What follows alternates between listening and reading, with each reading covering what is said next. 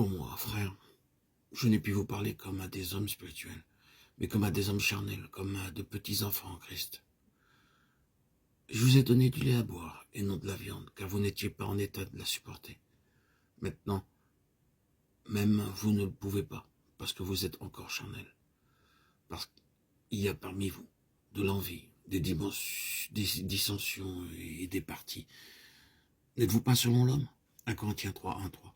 Si nous vivons par l'esprit, marchons aussi par l'esprit. Galates 5, 25. Paul met en parallèle le croyant devenu spirituel avec l'homme naturel, non encore régénéré. L'homme psychique, en d'autres termes, l'homme de l'esprit avec l'homme de l'âme. 1 Corinthiens 2, 14, 15. Il complète ici ce qu'il voulait dire. Il explique aux Corinthiens que quoi qu'ils eussent, l'esprit ne pouvait pas dire d'eux qu'il fût spirituel, parce qu'il ne suffit pas pour l'être d'avoir reçu l'esprit, mais qu'il faut encore le laisser prendre possession du cœur et régler toute la vie. Ceux qui n'en sont pas encore là, ceux chez qui la puissance de la chair l'emporte sur celle de l'esprit, sont encore charnels. L'homme passe ainsi par 3 phases successives. L'homme non régénéré, c'est l'homme naturel qui n'a pas encore reçu l'esprit de Dieu. L'homme régénéré qui est encore un petit enfant en Christ, soit parce qu'il n'est que nouvellement converti, soit parce qu'il est resté stationnaire, c'est l'homme charnel qui subit encore l'influence de la chair. Le croyant qui est entièrement sous la domination de l'esprit, c'est l'homme spirituel. Tout ce passage est riche d'enseignements quant à la vie de l'esprit au-dedans de nous. Le chrétien nouvellement converti est encore charnel. La régénération est une naissance.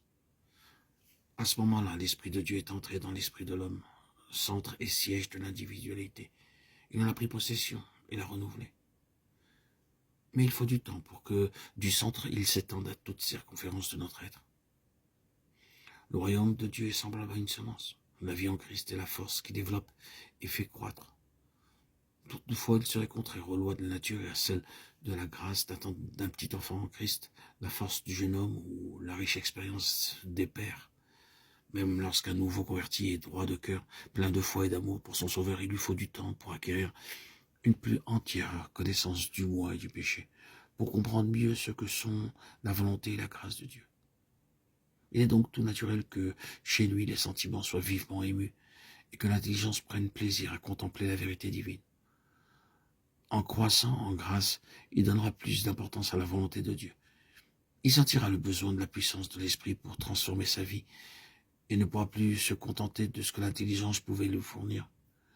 Ne nous étonnons pas que le petit enfant en Christ soit encore charnel.